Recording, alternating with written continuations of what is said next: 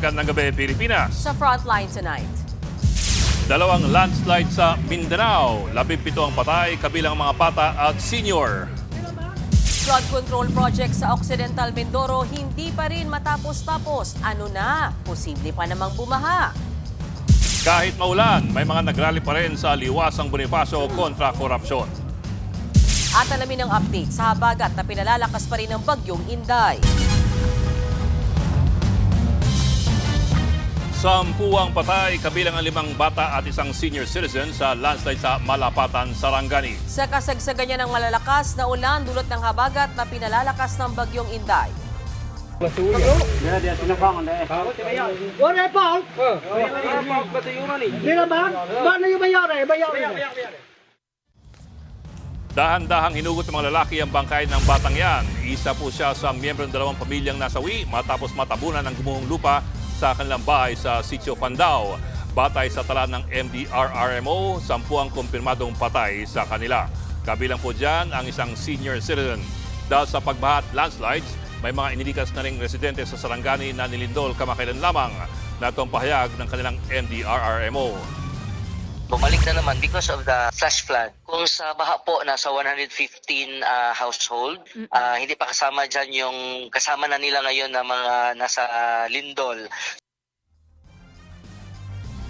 Sa Calanogas, Lanao del Sur, kanya-kanyang hukay ang mga tao matapos matabunan ng lupa mula sa bundok ang ilang bahay. 7 ang nasawi, 2 ang sugatan, habang 4 pa ang nawawala. Patuloy pa pero pahirapan ngayon ang rescue operations. 10 kilometro kasi ang sakop ng natabunan ng gumuhong lupa. Bumuhos din ang malakas na ulan sa iba pang lugar gaya po ng Maguindanao del Norte. Nasira tuloy ang ilang bahagi ng isang tulay sa bayan po ng Dato Sinsuat. Nailigtas naman ang 2 buwang sanggol sa gitna pa ng rescue operation sa mga binaha.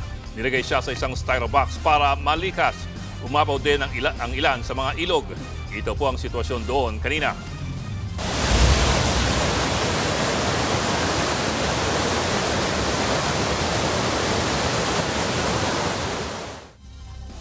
Malawak ang bahari ng Namerwisyo sa bayan ng Datu sa Libo, kaya mga bangka na ang gamit nila para sa transportasyon. Patuloy naman pinaghahanap ang isang matandang lalaki na nalunod sa Talayan River. Patuloy na nagpapaulan sa Occidental Mindoro ang habagat. Sa kabila po niyan, hindi pa mapapakinabangan ng flood control project sa probinsya na hindi pa rin natatapos. At live mula sa San Jose, Occidental Mindoro, nasa frontline na balitang yan si Mon Gualvez. Mon, kamusta na ang panahon dyan?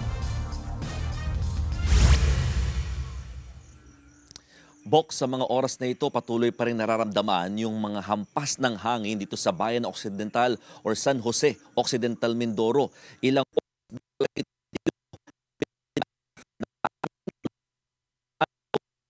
rin ang hangin habagat na hinahatak ng bagyong Inday. Tila galit na bumagsak ang malakas na ulan sa bayan ng San Jose mag-aalas 5 kaninang hapon. Zero visibility na nga, wala na halos makita sa ibang lugar dahil sa tindi ng ulan. Ang saklap, sinasabayan pa yan ng malalakas na palo ng hangin. Kaya mga puno at ilang signage sa may pier, halos tangayin na. Ito ang resulta ng hanging habagat na patuloy na hinahatak ng bagyong Inday. Malaking tulong sana sa mga taga San Jose ang isang river dike na ginagawa rito sa may barangay Murta. Pero nang bisitahin namin ang proyekto, hindi pa rin ito tapos. Yan ay kahit may completion date sana nitong Marso. Aabot pa naman sa 236.8 million pesos ang halaga ng proyekto para sa nasa 700 meters na riverbank protection. Wala pang tugon ang kontraktor at ang DPWH kaugnay nito. Hindi rin may iwasang mangamba ng mga residente ngayong nagpapatuloy pa naman ang pag-ulan. Pati sa ibang bayan, ramdam din ang hagupit ng habagat. Sa barangay San Vicente sa Abra de Ilog, tila kinayas ang bahagi ng isang dike rito matapos masira dahil sa walang patid na pag-ulan. Habang sa Mamburao, may kasaanang kidlat at kulog ang malakas na ulang bumagsak sa bayan. Kita pa nga sa kuha ng CCTV ang mga alon habang nakadaong ang mga itinaling bangka sa lugar. Sa bayan naman ng Sablayan, mabilis na rin tumaas ang Amnay River. Malapit na nga nitong malampasan ang alert level ng tubig sa ilog. Ang problema, kapag tuloy-tuloy ang ganitong lakas ng ulan, hindi malabong umapaw ang mga pangunahing ilog sa probinsya. Bok, sa mga oras na ito, ayon sa ilang reports na nakuha natin mula sa MDRRMO ng Bayan ng Kalintaan at Sablayan, ngayon ng mga initial na mga pagbaha sa mga kalsada, maging sa mismong or municipal grounds ng Bayan ng Sablayan. Ang inaalam lang ngayon natin ay kung may mga ginagawa ng paglilikas dahil kanina, nung atin itong mamonitor, halos papunta pa lamang sa critical level yung tubig doon sa Amnay River. Kapag umabot kasi yan sa pinaka-critical na level, talagang automatic na umaapaw yung ilog, apektado yung mga kalapit na barangay na kung saan talagang umaabot ng hanggang binti, hanggang dibdib yung mga tubig or baha sa area na kailangan nang magpatupad ng preemptive evacuation. Sa pinakahuling report ng PDRMO, natili sa blue alert status pa rin ang probinsya na ibig sabihin on standby pa rin in case na magkaroon na nga ng mga ganitong klaseng paglilikas. Sa mga oras na ito, tumigil kasi ulan pero nananatili yung mga paminsan-minsang ambon na lamang at yung hampas ng hangin. Ang problema kapag nagpatuloy pa yung ganitong malakas na ulan gaya nung kanina, bago mag alas 8, alas 9 ng gabi, talagang posibleng halos lahat ng mga bayan magtalang araw ng pagbaha. Bok? Maraming salamat, Mon Gualvez. Binahari ng iba pang probinsya dulot ng habagat na hinahatak at pinalakas ng bagyong Inday. Sa Mandawi City sa Cebu, gutter level ang baha sa ilang kalye. Isinailalim naman sa heightened alert ang buong lalawigan dahil sa epekto ng habagat at ashfall. Pansamantalang kinansela ang mga biyahe ng mga sasakyang pandagat sa mga pantalan. Hindi rin nakaligtas sa baha ang Baguio City dahil sa pag-ulan. Kabilang sa binaha ang Nagilian Road kung saan iniwasan ng mga sasakyan ang malalim na bahagi ng kalsada. Gutter level din ang baha sa ilang kalye sa Taytay Rizal. Nagtiyaga ang mga residente at motorista na lusungin ang baha.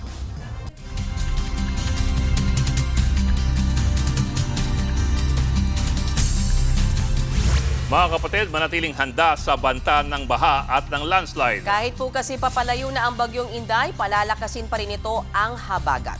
Ayon sa Pag-asa, nasa hilagang silangan ng Itbayat, Batanes ang Typhoon Inday. Nagpapaulan ito sa Batanes, Cordillera Administrative Region, Cagayan, Ilocos Norte at sa Isabela.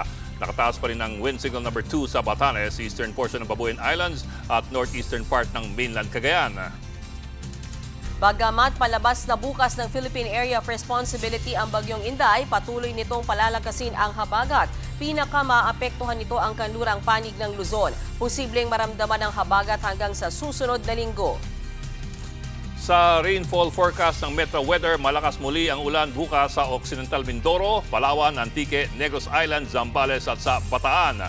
Posibleng umulan sa Kabikulan at ilang bahagi ng Central Luzon, Mimaropa at sa Calabarzon. Maulan din sa umaga sa Lanao provinces pero hihina na ito sa mga susunod na araw. Sa linggo, sisento na sa Mindoro at sa Luzon, partikular sa kanlurang bahagi ang malakas na ulan.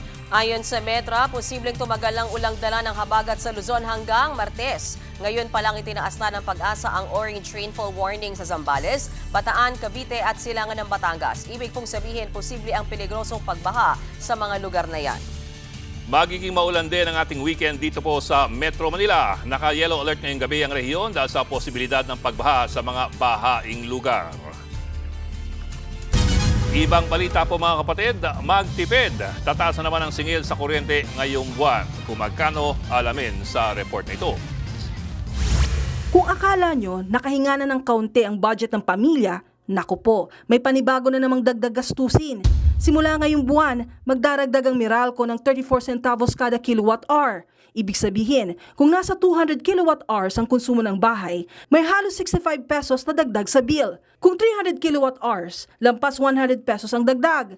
At kung umaabot ng 500 kilowatt-hours, nasa 171 pesos. Kaya para sa mga pamilyang araw-araw nang nagtitipid, isa na naman itong dagdag pasanin. Imbis na pwede ka pang gastusin mo sa pagkain o kaya sa ibang bagay, kailangan sa ibang bagay, napupunta sa kuryente lahat ang gastusin. Mabigat. Siyempre, kami dito lang talaga kami umaasa sa tindahan namin. Pati mga maliliit na negosyo, ramdam ang dagdag singil. Baka hindi na namin alam kung paano pa kikita, lalo ang hina ng hanap buhay ngayon. Tapos dagdag pa yung taas ang mga presyo ng bilihin. Kaya hindi ko alam kung tataas ulit ang bill dito sa tindahan namin tsaka sa bahay. Wala naman kami dinadagdag na mga appliances. Ayon sa Meralco, tumaas ang singil dahil sa mas mahalang halaga ng kuryenteng nabili nila sa mga power supplier. Isa sa mga dahilan ang maintenance ng Malampaya Gas Facility, pati ang pagtaas ng presyo ng enerhiya dahil sa tensyon sa Middle East. Nadagdagan din ang transmission charge, pero may kaunting pag-asa. Sabi ng Meralco, posibleng bumaba ang generation charge sa Agosto. Bunsod ang mababang demand dahil sa maulang panahon. Samantala, pinananawagan ni Senador Risa Hontiveros na huwag munang putulan ng kuryente ang mga customer na may nakabimbing reklamo sa kanilang bill. Paliwanag naman ng Meralco, ginagawa na rin nila ito. Kami po sa Meralco, what we do is when we receive a concern from a customer sa bill niya, talagang kailangan nire-resolve po muna namin yung bill. Hanggang hindi namin nare-resolve, hindi po namin i-disconnect yung customer for non-payment of that bill. Nagbabalita mula sa Frontline, Maluy Chivaria, News 5. Inamo ng Malacanang si Vice President Sara Duterte na patunayang wala siyang nagawang impeachable offense. Kasunod din ang pahayag ng bise na itigil na raw ang anyay pamumulitika. Pati si Mayor Baste Duterte hindi rin pinalampas ng palasyo. Narito ang Frontline Report. Itigil na muna natin yung pamumulitika at pananawagan nila ng transparency and accountability, pero ang totoong pakay nila ay ang kanilang mga sariling political interest. Muling naglitanya si Vice President Sara Duterte na pinupolitika siya sa gitna ng paggulong ng kanyang impeachment trial. Kaya belta ni Palace Press Officer Undersecretary Claire Castro, ang dapat pagsabihan ng bise ay ang kanyang mga kaalyado na nagpapakalat umano ng fake news laban kay Pangulong Bongbong Marcos. Dagdag pa ni Castro, obligasyon ng bise na sagutin ang mga paratang laban sa kanya. Wala raw namumulitika. Aniyan, nakasaad sa konstitusyon ang impeachment trial. Kung mapatutunayan daw ni VP Sara na wala siyang impeachable offense, wala raw makapipigil sa kanyang tumakbo at mangarap na maging pangulo sa susunod na eleksyon. Pero sa ngayon, dapat daw igalang at huwag politikahin ang proseso. Kapag kasi na-convict ang bise sa impeachment trial, hindi na siya pwedeng humawak ng anumang posisyon sa gobyerno. Hindi rin pinalampas ng palasyo ang pahayag ng kapatid ng bise na si Davao City Mayor Baste Duterte na pinaparusahan ang di sumunod sa administrasyong Marcos. Sila yung nasa kapangyarihan. Kung sino yung hindi sumunod sa kanila o ayaw sumunod sa kanila, paparusahan talaga nila yan. Kaya sagot ni Castro, ang pagsuntok sa sheriff na gumaganap lang sa tungkulin ang tunay na abuso sa kapangyarihan. Matatanda ang nanuntok ng sheriff si VP Sara sa isang demolition noong 2011 habang mayor pa siya ng Davao City. Samantala, bumelta rin sa bise si House Prosecutor Joel Chua. Sabi ni Chua, sagutin muna ni VP Sara ang mga aligasyon bago kumana ng namumulitika lang. Matagal na rin po nag-aantay ang ating mga kababayan sa sagutin niya ang issue kung sino si Mary Grace Piatos. At matagal na rin po nag-aantay ang ating mga kababayan sa sagot niya kung saan po nakuha yung transaksyon na nagkakahalaga ng 6.7 billion na inilabas po ng AMLAC. Yan po muna ang sagutin niya bago po siya magsabi na kami ay namumulitika lamang. Wala pang komento si VP Sara sa mga pahayag ng palasyo at ni Congressman Chua. Nagbabalita mula sa Frontline, Marian Enriquez, News 5. Susunod, 3 testigo haharap sa impeachment trial sa susunod na linggo. At pagbisita ni VP Sara Duterte at Senador Robin Padilla kay Senator Rodante Marcoleta, kine-question kung bakit pinayagan. Magbabalik pa ang Frontline tonight.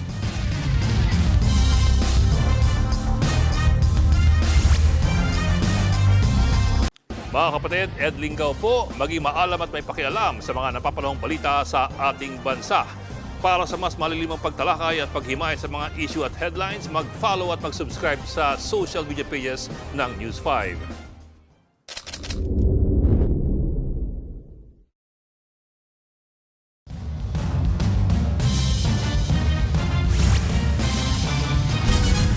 Tatlong testigong inaasahang isasalang ng prosekusyon sa pagpapatuloy po ng impeachment trial laban kay VP Sara Duterte sa Lunes. Kabilang sa mga sasalang sa witness stand si NBI Regional Director Attorney Jeremy Loto.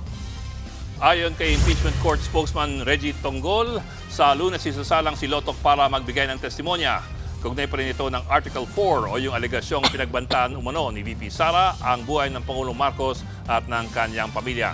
Sa kanya hihimay ng prosekusyon kung talagang ang may kinontak na assassin ng bise para ipatumba si PBBM.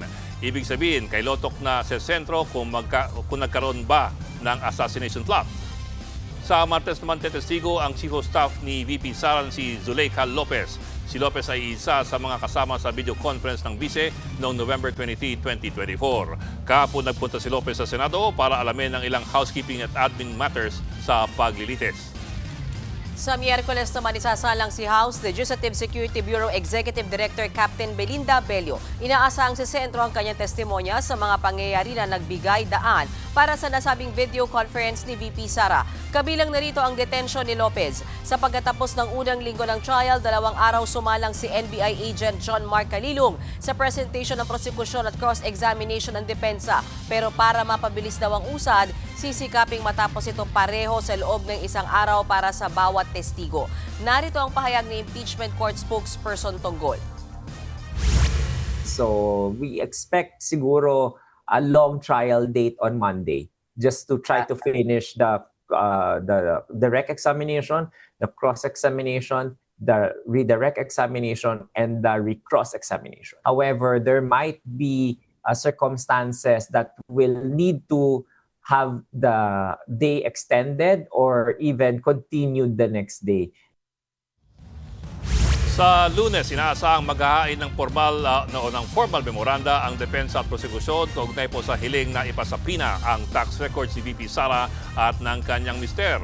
Gusto ng prosekusyon na gamiting ebidensya ang tax records para patunayan ang umunoy hindi may paliwanag na yaman ng Vice Presidente.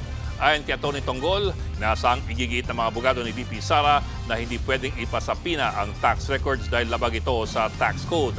Inaasahan din daw ni Tonggol na igigiit ng defense team na confidential ang tax at bank records at hindi dapat idamay ang asawa ni VP Sara. Ito pong sinabi ni Atty. Tonggol. Magkaroon ng advance na pag-aaral yung ating mga hukom, senator, judges doon sa mga posisyon na yon dahil medyo magiging maganda yung magiging oral arguments at diskusyon sa Wednesday. So gusto naman natin na makapag-participate din yung senator judges sa tamang pagpapasya kung papayagan bang ilabas yung mga sabina na yon sa BIR at saka dun sa mga bangko.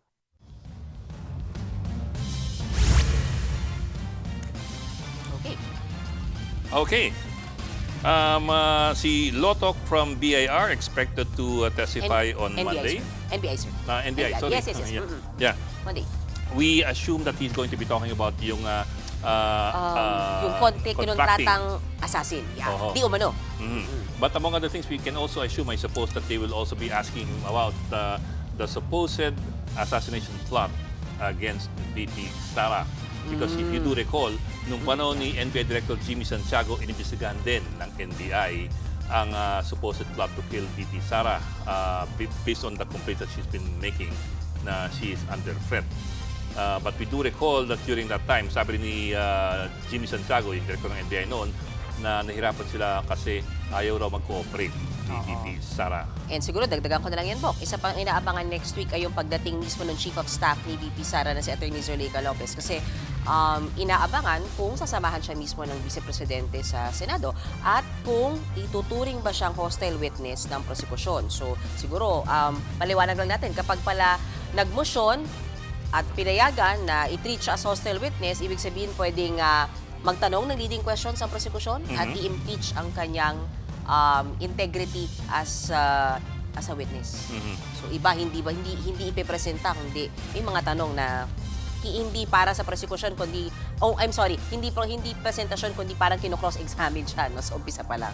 Also part of the discussion is whether or not pwedeng busisiin yung tax records ni VP Sara at ng kanyang asawa. Now, as a general rule, the default is from our understanding, confidential yung mga tax records. Yes. That's Oo. based on Tax code. Internal Revenue Code of 1997, if I got that correctly. Tapos? But that's by default. However, the law also recognizes, and jurisprudence also recognizes, that there are many exemptions to the rule. Like, for example, tax evasion prosecutions, graft and corruption cases, plunder cases for future proceedings, probate and estate cases, and other civil actions, depending on the court that can or will subpoena yung tax records. Kasi, for example, I do remember, nung kaso ng hidden wealth case against the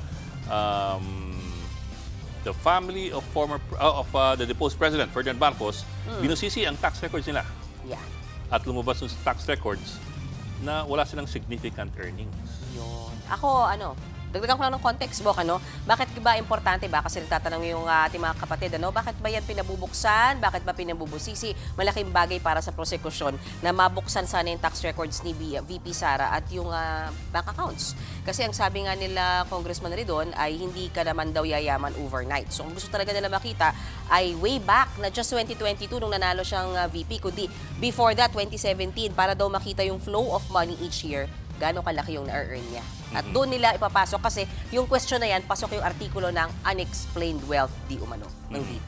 I think what they're trying to look for is time series data and track the year-by-year movement of the income of the family to show if there was a significant jump somewhere along the way that cannot be explained. So like everything as example, like SALN, you don't take a SALN on a year basis lang. Correct. But you look at a span of several years to look at it as time series data.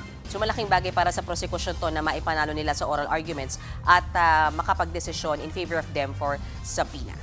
Okay. Samantala, hindi pinagbigyan ng Sandigan Bayan ang hiling ni Senator Jinggoy Estrada na payagan siyang dumalo sa impeachment trial ni Vice President Sara Duterte. Base sa desisyon ng 5th Division ng Sandigan Bayan, hindi raw may tuturing na emergency ang pagdalo ni Estrada sa Pagilitis para pansamantala siyang lumabas ng kulungan. Hindi rin daw ito masasabing temporary leave petition dahil kung sakali, paglalabas-masok sa Senator Jinggoy sa kulungan sa loob ng 3 araw kada linggo o sa kabuuang 92 days ng Pagilitis. Wala pang komento rito sa Estrada na nahaharap sa kasong plunder dahil sa flood control scandal. Pinatawag ng mga maestrado ng Sandigan Bayan ang mga tauhan ng PNP CIDG at ng PNP Health Service. Nagtataka sila kung bakit pinayagang makabisita sina VP Sara Duterte at Senator Robin Padilla kay Senator Rodante Marcoleta. Ayon kay Associate Justice Ronald Moreno, naka-isolate dapat ang senador dahil nga sa sakit nito. Hindi naman daw sila tutol dito pero nag-aalala sila sa kalusugan at kaligtasan ng mga bisita lalo't nakakahawa ang pneumonia.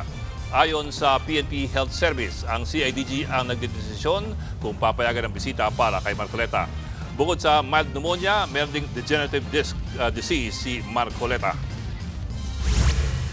Sa dinami-dami ng gustong bumisita, 2 lang ang pinayagan at sila lang yung nakapasok, walang entourage at the same time at a limited time.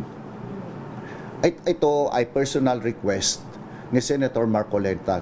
Hindi po naka-face mask sa labas, kaso pagpasok niya, syempre po, naka-face mask po yun. Samantala, kahit panaka-naka ang ulan, nag-rally ang United People's Initiative sa Liwasang Bonifacio sa Maynila. Ang rally ay tumututol sa ginawa raw na pagpapakulong sa mga politikong lumalaban sa administrasyon at sa issue ng flood control corruption. Ilan sa personalidad na nakilahok ay si Sagip Party List Congressman Paulo Marcoleta, anak ni Senator Rodante Marcoleta at si dating COMELEC Commissioner Rowena Guanzon. Umabot sa 2,000 miyembro ng UPI ang dumating.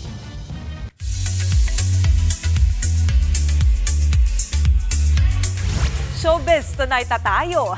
May day 2 ang gabi ng lambing concert ng OG band na Silent Sanctuary. Inanunsyo nila yan matapos mas-sold out ang day 1 ng concert.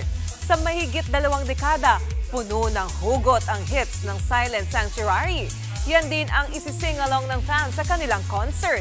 Abangan ang Silent Sanctuary sa October 24 at 25 sa Mall of Asia Arena sa Pasay City. Grabe, hindi na talaga namin ina-expect na ma-sold out yun in 5 hours. Parang panaginip lang siya nung nangyari na yun. Pasabog. Siyempre, meron kaming orchestra, full piece orchestra. Yabang, full piece. Tapos meron din kami yung Viva Voce, yung may choir din kami nakasama para talagang solid yung experience ng mga audience. Matapos ang 4 na taong relationship, hiwalay na ang Korean power couple na sina IU at Lee Jong-suk. Kinumpirma mismo yan ng kanilang agency. Nag-decide raw silang maging good colleagues na lang. Nagkakilala ang Korean stars sa music show na Inkigayo noong 2012 bago naging officially in a relationship noong 2022.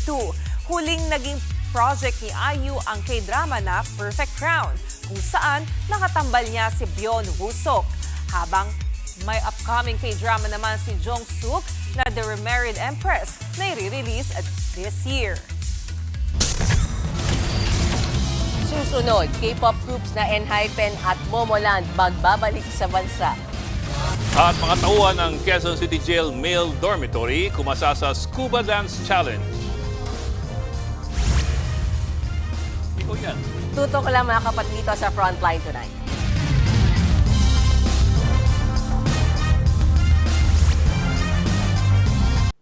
Mga kapatid, Mean Los Baños po, huwag magpahuli sa mga balita at impormasyong dapat ninyong malaman. Para sa mas malawak na balitaan at diskusyon, mag-follow at mag-subscribe na sa social media pages ng News 5.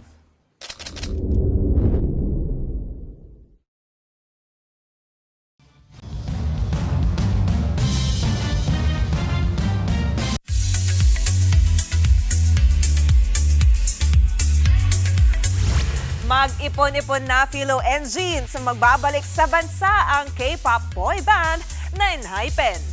Para yan sa kanilang fan meet ang nagaganapin sa October sa SM Mall of Asia Arena sa Pasay City ang kanilang venue. To be announced pa kung paano makakakuha ng tickets.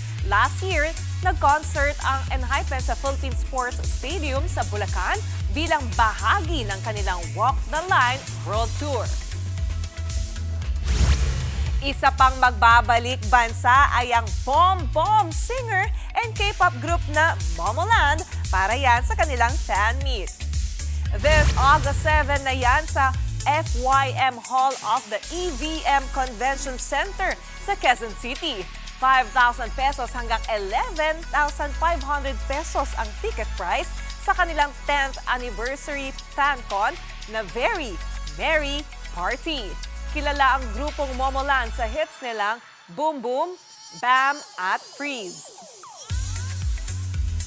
At yan ang latest and hottest sa Frontline Showbiz Tonight. Ako si Johnny Alipon. Stay safe this weekend, mga kapatid.